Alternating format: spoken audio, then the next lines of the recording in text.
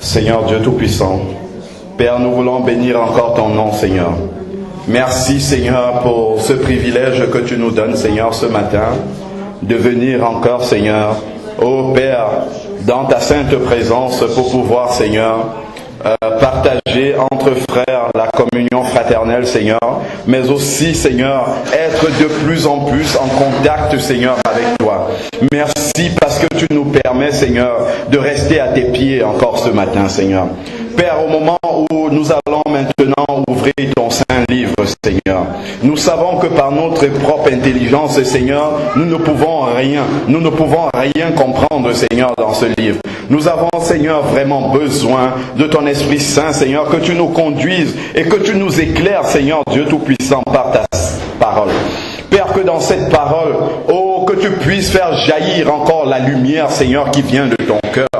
Que notre intelligence spirituelle, Seigneur, soit éclairée, soit renouvelée, soit changée, Seigneur Dieu Tout-Puissant, afin que nous puissions toujours voir les choses comme tu les vois, Seigneur. Que nous puissions toujours te connaître davantage, afin, Seigneur, de pouvoir toujours te glorifier plus, de pouvoir toujours plus, Seigneur, réaliser ton amour, cet amour que tu as manifesté, Seigneur, à la croix pour nous. Merci, Seigneur. Je te remets encore mes frères et sœurs, Seigneur, présents dans ce lieu, Seigneur. Merci de les avoir conduits jusqu'ici, Seigneur. Père, que cette parole qui va être prononcée, Seigneur, que chacun de ceux qui sont assis en face de moi, Seigneur Dieu Tout-Puissant, puisse trouver quelque chose, puisse trouver, Seigneur, une nourriture qui va venir, Seigneur, ô Père, Seigneur, nourrir encore son homme intérieur, afin que la croissance spirituelle soit manifeste dans chacune des filles. Béni soit ton saint nom. Au nom de Jésus-Christ. Amen. Alléluia.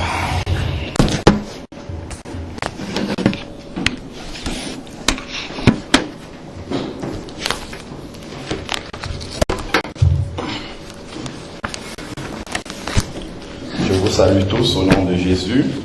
Pour ceux qui ont pris le train en marche,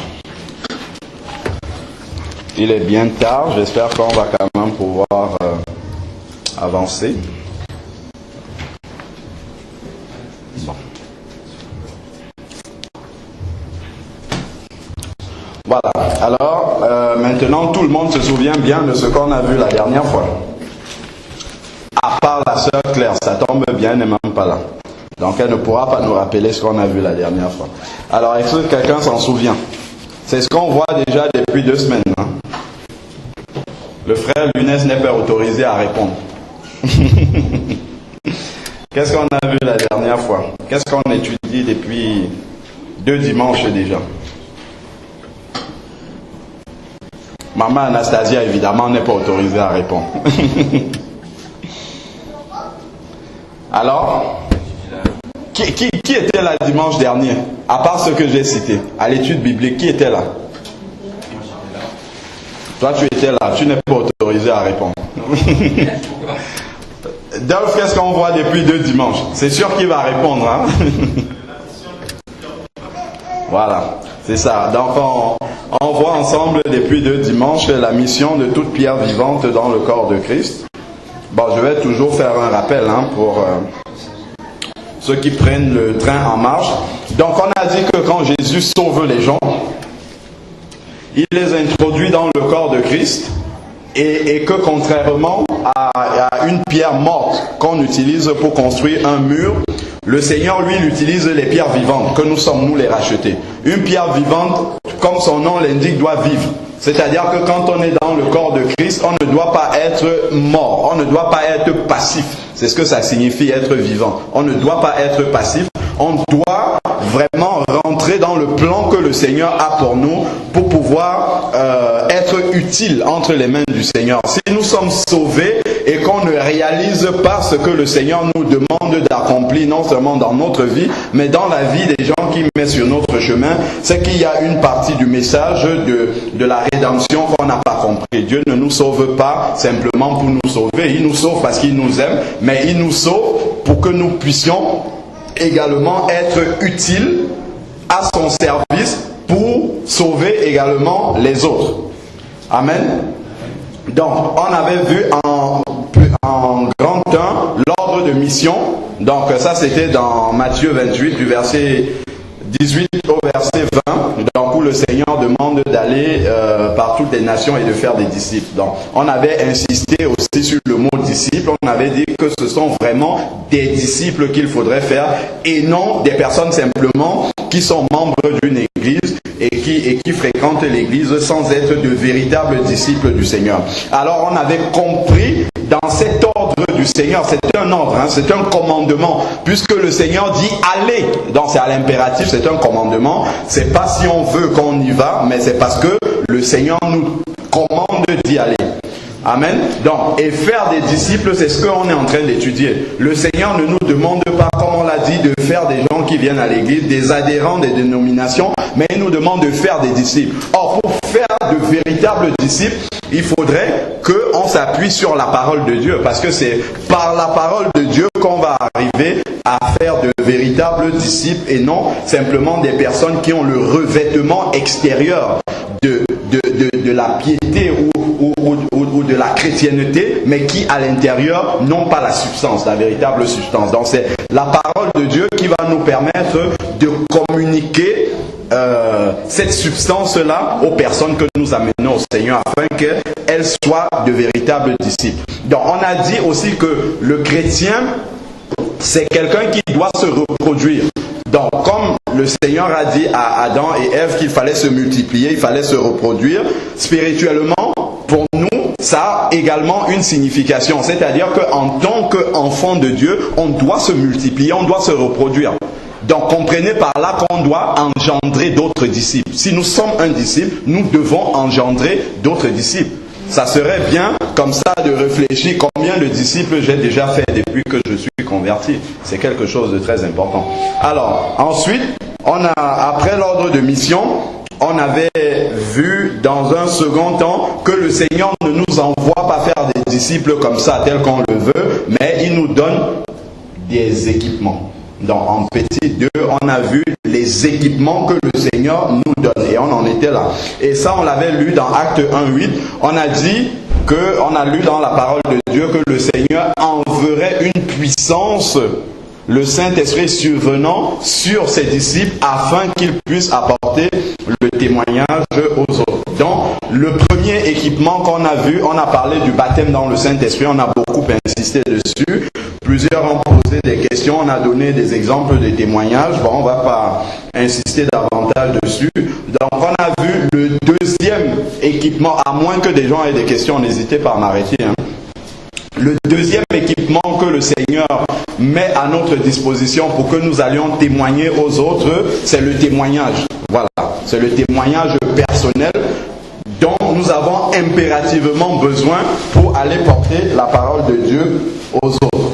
Donc, on avait défini un témoin comme quelqu'un simplement qui a assisté à un événement et qui va le raconter à d'autres personnes.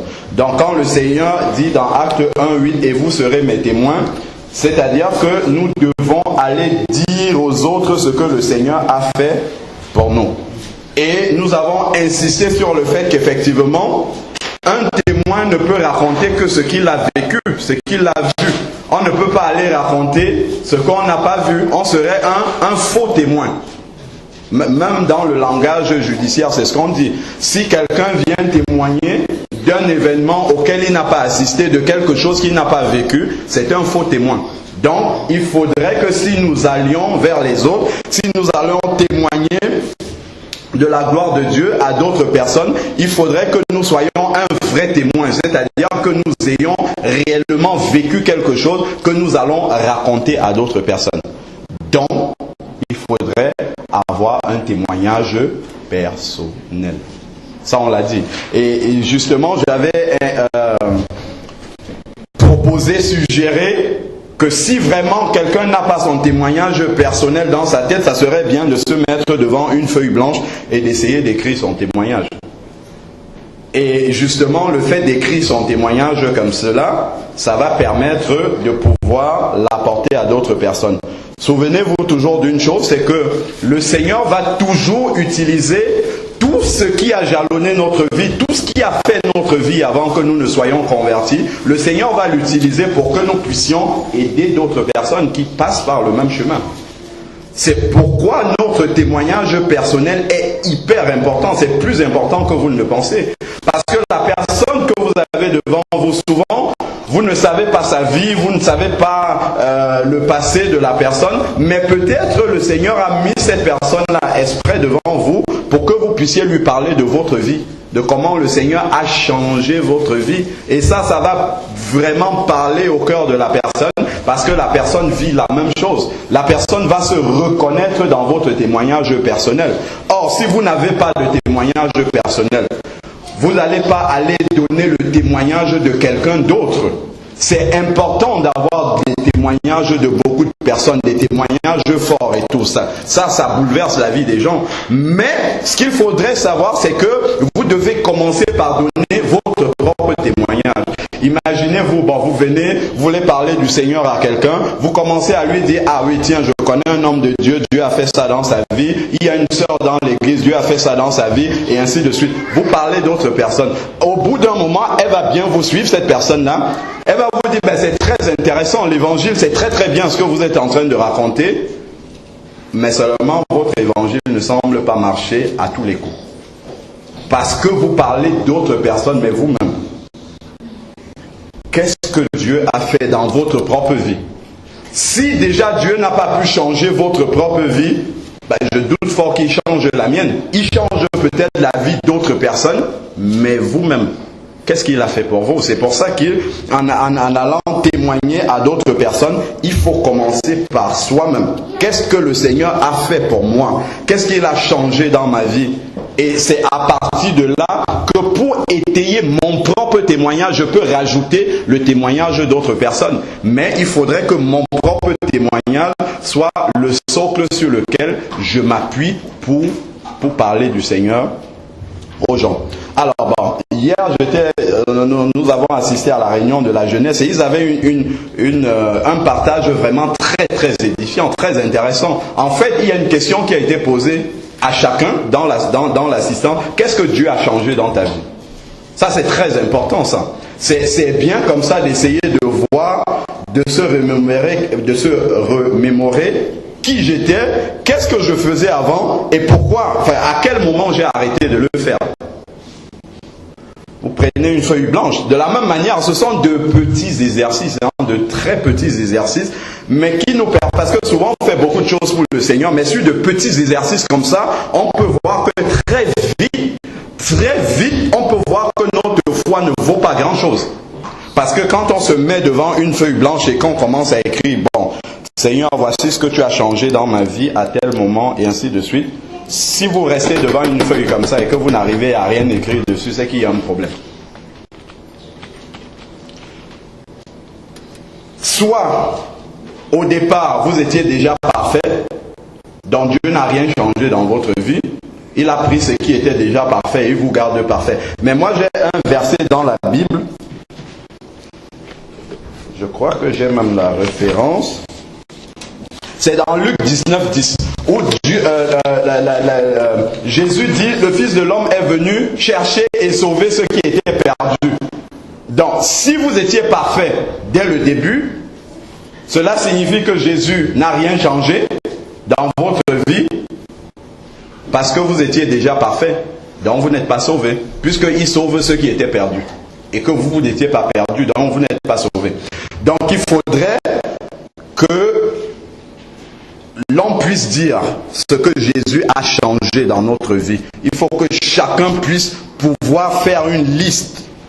Je sais que si moi personnellement, je commence à écrire ce que Dieu a changé dans ma vie, il ne me faudra pas une seule feuille.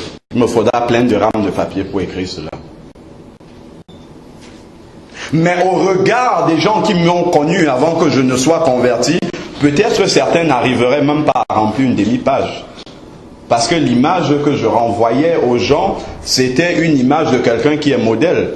Mais en réalité, quand je regarde la parole de Dieu, je sais que je n'étais pas un modèle du tout. Donc ce n'est pas le témoignage que les autres donnent de moi qui est important. C'est le témoignage personnel au regard de la parole de Dieu. Et si on se met tous devant la parole de Dieu, on se rend compte qu'on a été rebelle envers le Seigneur, qu'on a transgressé la loi du Seigneur à plusieurs reprises. Donc il faut pouvoir le dire, il faut pouvoir le confesser aux gens, voilà ce que Jésus a changé dans ma vie. C'est bien de venir dire à quelqu'un, bon voilà, j'avais tel type de problème, j'avais beaucoup de problèmes d'argent, oui voilà, Jésus il a changé. Ça c'est un bon témoignage, mais il n'est pas suffisamment puissant.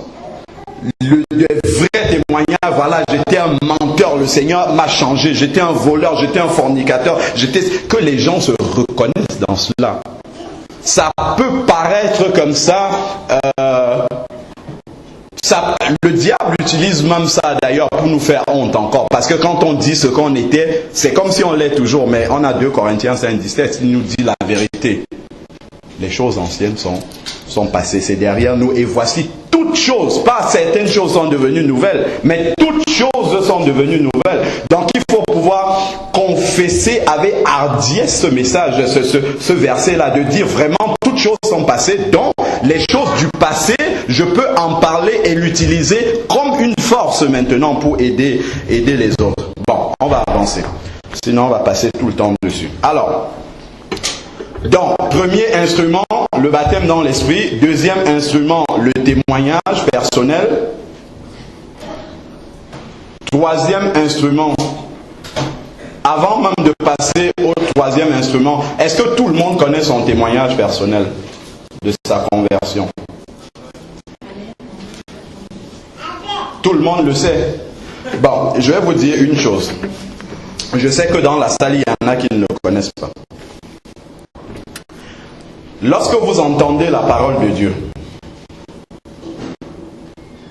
la chose la plus importante c'est de se demander où est-ce que cette parole-là me concerne personnellement. Est-ce que j'ai déjà rempli l'étape qui est en train d'être énoncée? Puisque là, en fait, en réalité, on parle des étapes de la conversion. Mais là, on a un regard différent par rapport à la conversion. Il ne s'agit pas de votre conversion, mais il s'agit d'amener quelqu'un à la conversion. Donc on se regarde nous par rapport à cela comme si, enfin pas comme si, il faudrait que cela soit déjà accompli dans notre vie et que nous puissions l'apporter à d'autres personnes. Donc en même temps c'est un examen de notre propre vie pour voir si tout ça est accompli dans notre vie, parce que vous ne pouvez donner à quelqu'un que ce que vous avez vous-même reçu. Ce que vous avez déjà dans votre vie, c'est ça que vous pouvez donner. Si vous ne l'avez pas, vous ne pouvez pas le donner. Donc lorsqu'on parle de témoignage comme ça, je sais que je dois apporter la parole de Dieu, enfin je dois témoigner aux personnes. Si je réalise que mon témoignage personnel n'est pas clair, la première des choses en sortant d'ici, après le culte, c'est d'aller écrire mon témoignage personnel. Donc si vous avez suivi ce message dimanche dernier et que votre témoignage n'est toujours pas clair aujourd'hui, ce dimanche, dans l'église, ça veut dire que vous avez un problème avec la parole de Dieu.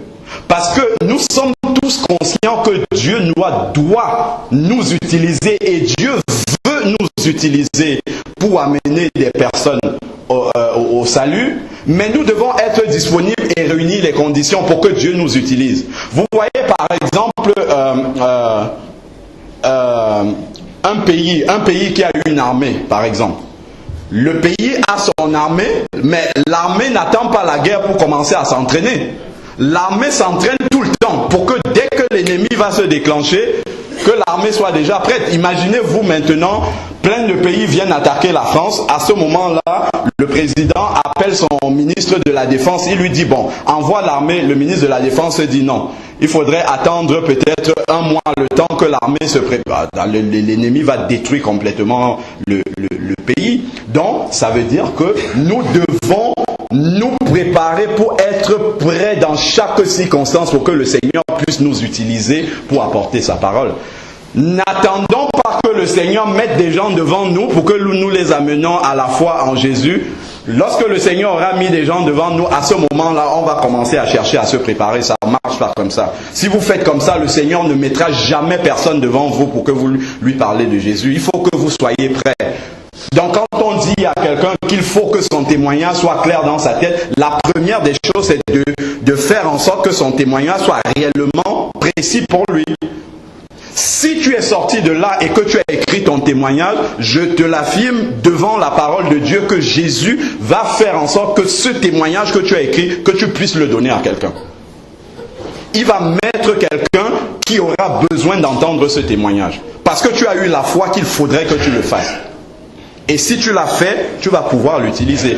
Mais si tu ne l'as pas fait, évidemment, tu ne vas pas pouvoir l'utiliser puisqu'il n'existe pas. C'est comme cela qu'on doit avancer. J'entends un message, immédiatement, la petite portion du message que j'ai entendu, je la mets en pratique tout de suite. Je n'attends pas, sauf si j'ai déjà traversé cette étape-là.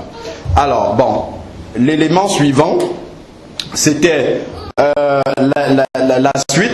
Donc, premier élément, on a parlé du baptême dans l'esprit. Deuxième équipement, c'est le témoignage personnel. Le troisième équipement qui est indispensable également, c'est la parole de Dieu. Si nous partons parler du Seigneur aux gens, évidemment qu'il faut s'appuyer sur la parole de Dieu. Parce que c'est cette parole-là, c'est dans cette parole que le Seigneur nous dit, ma parole sort et ne retourne pas à moi sans avoir accompli ses effets, sans avoir accompli la volonté parfaite du Seigneur. Si vous donnez simplement votre propre parole aux gens, votre propre parole, c'est une parole qui s'envole, mais la parole de Dieu, elle ne change pas. Donc il faudrait que dans ce qu'on dit aux gens pour les amener au Seigneur, que cela soit soutenu par la parole de Dieu. Il faut toujours s'appuyer sur des versets de la Bible pour pouvoir parler du Seigneur aux gens. Parce que ce sont ces versets-là qui ont la puissance d'appuyer, que ce soit le témoignage personnel, que ce soit tout le reste, mais c'est la parole de ça doit être fondé là-dessus. C'est pourquoi je vais vous donner quelques versets là que nous devons mémoriser en fait. Mémoriser, et lorsque nous sommes devant les personnes auxquelles nous parlons du Seigneur, que ces versets reviennent. Alors, donc, déjà, la feuille de route ou le plan d'exécution de la mission pour laquelle chaque pierre vivante est appelée. Je finis le message pendant que ceux qui prennent la relève se préparent. Hein. Comme ça, on ne passe pas le temps vide. Autant profiter de ce temps-là pour avancer l'enseignement. Quand vous serez prêts, dites-moi, je vais arrêter. Alors, donc, la troisième partie, c'est la feuille de route ou le plan d'exécution de la mission de chaque pierre vivante. Ça, on va toujours le retrouver dans Acte 1.8. Donc, dans Acte 1.8, il nous dit « Et vous serez mes témoins à Jérusalem, dans toute la Judée, dans la Samarie et jusqu'aux extrémités de la terre. » Donc, voilà comment est-ce que le Seigneur veut que ce plan d'exécution de la mission, c'est-à-dire d'aller chercher les sauvés, puisse s'exécuter. Donc, il ne faudrait pas inverser l'ordre. Le Seigneur n'a pas mis ces villes-là, ces endroits, de manière hasardeuse dans sa parole. Il y a un ordre dans ces mots-là. Comme vous avez vu, ça commence par Jérusalem. Jérusalem, c'est ce qu'il y a de plus près de nous. Et ensuite, dans toute la Judée, dans la Samarie. Donc en fait, c'est comme des cercles. On commence par le cercle le plus proche et on s'éloigne. On s'éloigne toujours plus, toujours plus, toujours plus. Donc ne commencez pas à témoigner par aller vous mettre devant une chaire aux États-Unis devant 1500 personnes. Ça ne marchera pas. Il faut que votre témoignage soit d'abord réel, le plus près possible de vous. Le plus près possible de nous, c'est qui? Ce sont les personnes qu'on fréquente tous les jours. C'est-à-dire dans la famille déjà. À la maison. Ça commence par là. Le témoignage commence à la maison. Après la maison, on sort, on va rencontrer des collègues de travail pour ceux qui travaillent. On va rencontrer d'autres membres de la famille qui ne vivent pas avec nous. On va rencontrer des camarades de classe pour ceux qui sont encore à l'école. Et c'est à eux qu'on va parler du Seigneur. C'est comme ça que nous appliquons Jérusalem, la Judée, la Samarie et ainsi de suite. Et dites-vous une chose, c'est que le Seigneur regarde notre fidélité dans les plus petites choses. Vous comprenez? Plus une chose est petite, plus le Seigneur est attentif à comment nous allons travailler pour cette chose-là, pourvu qu'elle concerne le royaume de Dieu. Plus la tâche est petite, plus le Seigneur va d'abord regarder comment nous accomplissions cette petite tâche-là. Donc, si le Seigneur met sur ton chemin ta femme que tu dois convertir, ne néglige pas cette âme-là. Si le Seigneur met sur ton chemin ton voisin, ne dis pas c'est trop simple. Moi, je veux aller parler à tout Champigny. Non, commence d'abord par là. Si tu es fidèle dans ce travail-là, même si ça n'atteint pas les résultats, même si la personne ne se convertit pas, c'est pas cela qui est le plus important pour le Seigneur dans ta vie, mais c'est de voir comment tu es fidèle dans ce travail-là. Si tu dois prier pour cette personne, il faut passer le temps à prier pour cette personne. Et quand le Seigneur va voir ta fidélité dans ce qui est petit, il va te donner quelque chose d'un peu plus grand. D'un peu plus grand, ainsi de suite. Tu vas commencer par parler à une personne.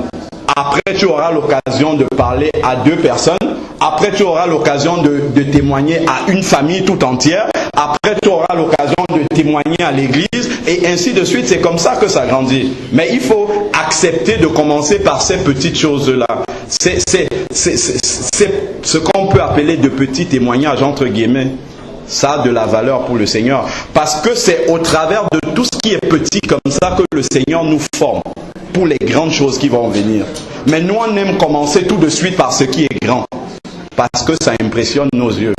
Or, le Seigneur ne travaille pas de cette manière-là. C'est pas comme cela que le Seigneur travaille. Il commence par ce qui est petit pour nous tester, pour voir notre fidélité, et progressivement, on évolue vers ce qui est plus grand. Amen. Alors, donc, il faut commencer par témoigner à ceux qui nous sont proches. Les gens sont prêts ou pas? Pas encore. Bon, on évolue. Alors, ensuite, donc, on a vu comment le plan d'exécution du Seigneur doit se faire. On commence tout près et on évolue. Je vous le dis parce que dimanche prochain, je vais redemander, je vais reposer la question. Qu'est-ce qu'on a vu? Soit vous notez, soit vous retenez. Si vous avez retenu, c'est l'idéal. Parce que dès que vous sortez ici, vous pouvez déjà l'appliquer. Bon, si vous n'avez pas retenu, vous le notez. Vous pouvez aussi lire votre feuille. Et en lisant la feuille, en allant dehors, le Seigneur vous mettra des gens sur votre chemin pour que vous puissiez appliquer ce que vous avez vu là ce matin déjà. Amen. Alors, donc, la suite, c'est comment est-ce que ce plan-là doit se réaliser? Comment est-ce que cette mission-là doit se réaliser? La mission de toute pierre vivante dans le corps de Christ. Cette mission de faire des disciples et non faire des adhérents à une église. Comment est-ce que cette mission-là doit se réaliser? Alors, donc, je vais vous donner un élément d'appui qu'il ne faudra jamais perdre de vue quand nous allons parler du Seigneur aux personnes qui ne sont pas sauvées. Donc, cet élément-là, c'est de savoir, quelle que soit la croyance ou la religion des gens, donc que les gens soient croyants ou qu'ils aient déjà une religion quelconque, ce qu'il ne faudrait pas oublier, ce qu'il ne faudrait pas perdre de vue, ce qui ne doit pas avoir de l'ambiguïté dans notre tête quand nous allons vers les gens, c'est dans Acte 4.12. Est-ce que quelqu'un peut le lire? Acte 4.12. Quelqu'un qui a sa Bible ouverte.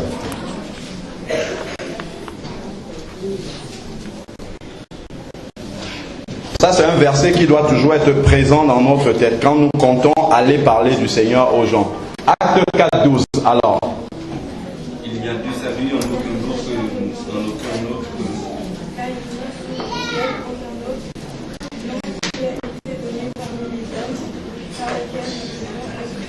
Voilà, amen. Il n'y a de salut en aucun autre nom. Donc, que quelqu'un vienne vous dire qu'il est bouddhiste, qu'il est musulman, s'il n'a pas Jésus, il n'est pas sauvé. Ça doit être précis dans notre tête. Donc, même si on vous taxe de dire que, ah oui, vous pensez qu'il n'y a que les chrétiens qui sont sauvés, nous, la Bible nous dit qu'il n'y a aucun autre nom que celui de Jésus. Donc c'est ce nom-là qu'on doit aller apporter aux gens.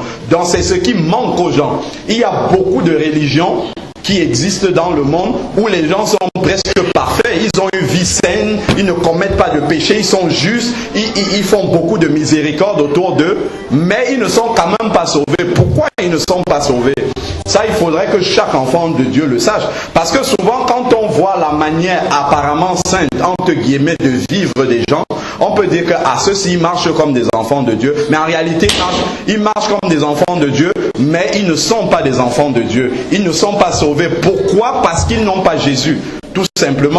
Et avoir Jésus ne dépend pas du fait qu'on soit saint, qu'on respecte les règles de la République, de la nation, qu'on respecte les adultes, et ainsi de suite. Ça ne dépend pas de cela. S'ils n'ont pas Jésus dans leur vie, c'est ce Jésus-là qu'il faut leur apporter pour qu'ils soient sauvés.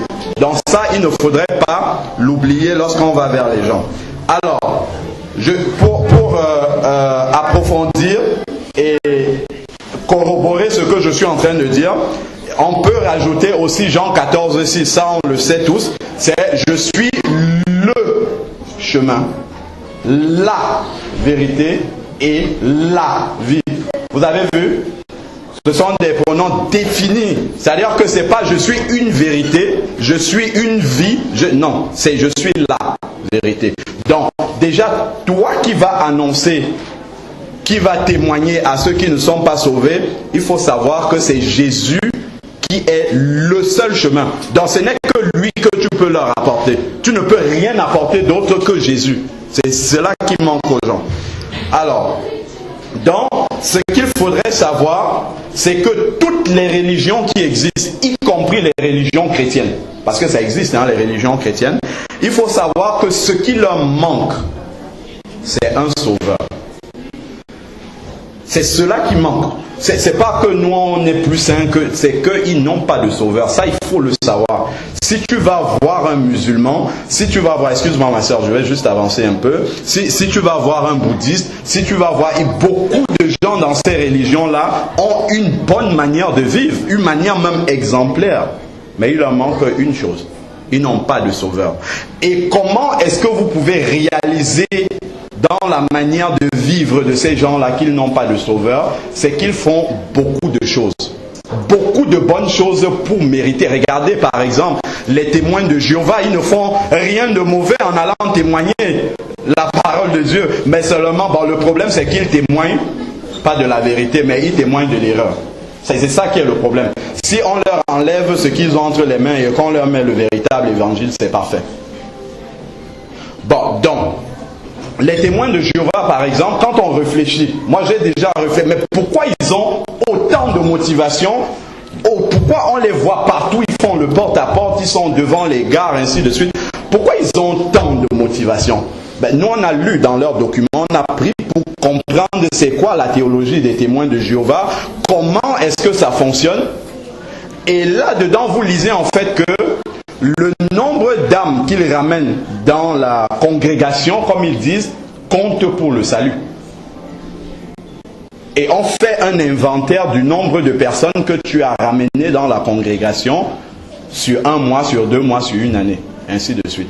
Donc, ils ont, en allant vers des gens, cette motivation-là que leur salut en dépend. Vous voyez? Donc, ils ont besoin de faire quelque chose pour être sauvés. Et inversement, pourquoi les chrétiens restent dans les églises? Parce qu'ils savent qu'ils ont déjà le salut et qu'ils n'ont pas besoin de faire quelque chose. Or, l'être humain a toujours besoin d'avoir comme ça un salaire pour pouvoir aller travailler. Et il ne réalise pas si à la fin du mois, on prend ton chèque, on te le donne et que tu n'as pas bossé du tout. C'est parfait pour toi. Tu vas dire c'est... Mais s'il faut sortir pour aller travailler pour l'avoir, tu vas quand même sortir pour aller le faire. Parce que tu sais que ton salaire dépend du travail que tu auras abattu. Vous voyez la différence entre les deux? Mais c'est comme ça que l'être humain est, en fait. L'être humain a besoin, justement, que d'avoir une motivation suffisante pour aller le faire. Quand on lui donne quelque chose gratuitement, il ne connaît pas la valeur de cette chose. Et c'est ça le problème des chrétiens qui sont sauvés, des chrétiens évangéliques, c'est qu'on a le salut gratuitement. C'est très bien, c'est excellent, mais ça pose problème pour nous parce qu'on ne va pas travailler. Moi, je suis disponible pour laisser la place dès que les gens sont prêts. Pas de souci.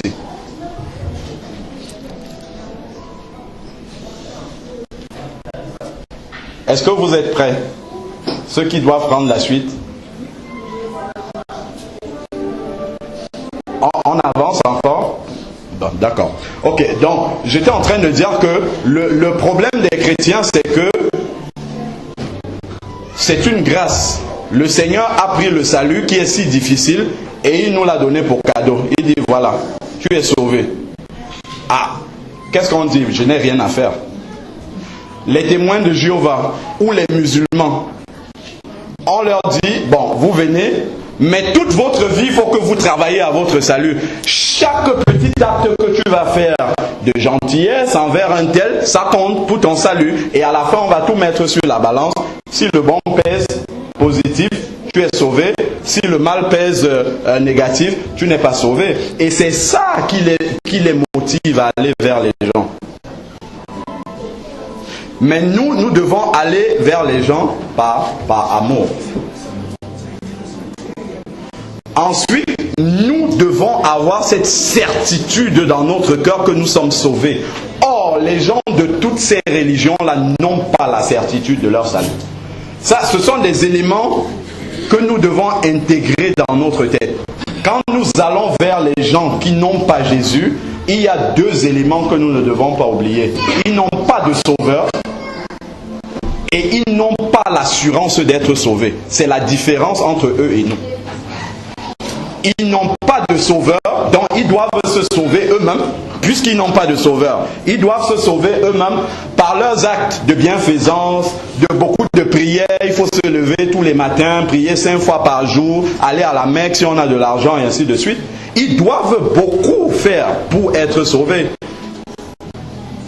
parce qu'ils n'ont pas de sauveur. Ce sont des éléments d'accroche comme ça que nous devons savoir. Ce sont comme des tendons d'Achille. C'est dessus qu'il faut taper quand vous allez vers ces personnes-là. Il faut arriver à leur montrer que malgré tout ce que tu fais, tu n'as pas l'assurance de ton salut. Tu n'es pas sûr d'être sauvé. Alors que Jésus te donne ce salut-là gratuitement. C'est ça la principale différence. Parce que si vous entrez dans les théologies qui disent que bon, nous on est saints, nous on prie comme ça, vous priez en vous baissant, nous on prie en se levant, vous n'allez pas arriver à convaincre les gens qui sont dans les religions de cette manière-là.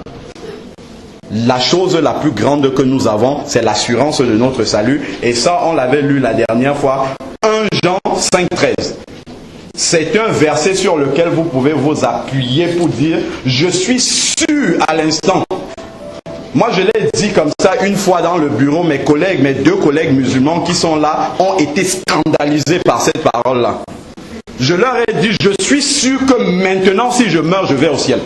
Je suis sûr de cela. Il me dit, mais comment tu peux dire ça? Comment tu peux parler comme ça? Dis, j'ai la foi que... Non, je lui dis, je n'ai pas cette foi-là.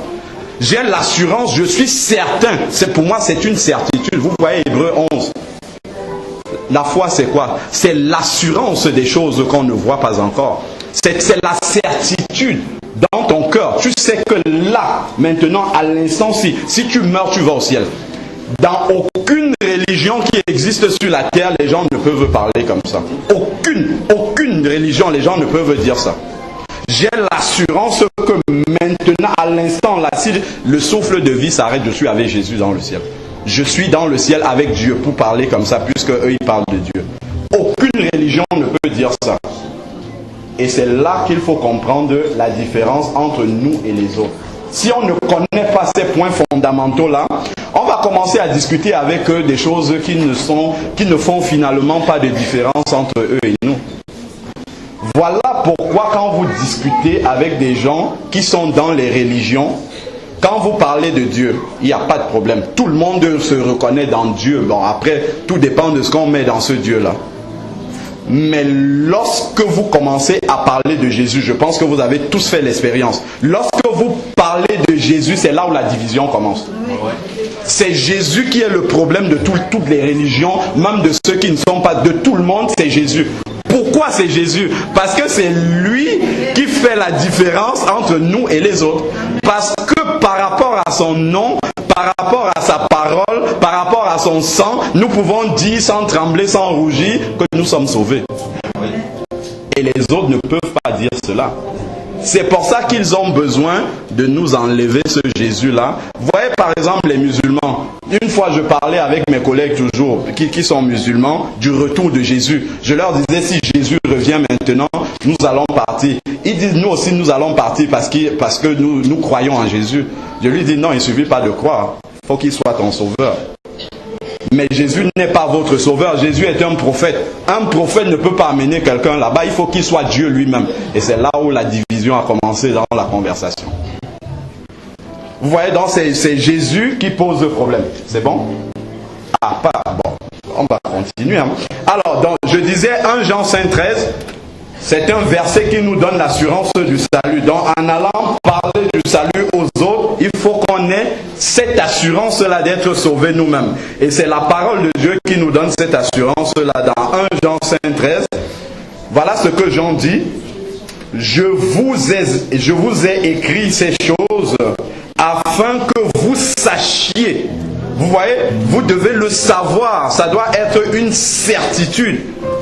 Ça doit être une assurance dans notre cœur. Nous ne devons avoir aucune hésitation par rapport à cela. Afin que vous sachiez que vous avez la vie éternelle. Vous voyez, il n'y a pas de condition dans ce verset-là. On ne dit pas si vous faites beaucoup de choses, vous aurez... Non, afin que vous sachiez que vous avez la vie éternelle. Donc quand je vais voir quelqu'un, j'ai la certitude déjà moi-même d'être sauvé et je viens lui apporter ce salut-là. Donc on communique aux autres, je le répète encore une millième fois, ce qu'on a déjà soi-même. Donc j'ai l'assurance de ce salut et je le prends pour le donner à d'autres personnes. Alors le verset continue en disant: sachez que vous avez la vie éternelle, vous qui croyez au nom de Jésus. Vous voyez, je pense que en fait ici le terme vous qui croyez au nom du Fils de Dieu, vous qui croyez, il y a de la continuité dans l'action. Dans le grec original, on parle du présent continu, en fait, comme en anglais. C'est-à-dire que c'est une action qui doit être continue dans notre vie. Tant que je crois en Jésus, le reste de la phrase est vrai pour moi. Donc, tant que je crois en Jésus, j'ai l'assurance de la vie éternelle. Il n'y a que le fait de ne plus croire en Jésus qui m'enlève cette vie éternelle-là. Amen. Voilà. Donc ça doit être une certitude pour nous.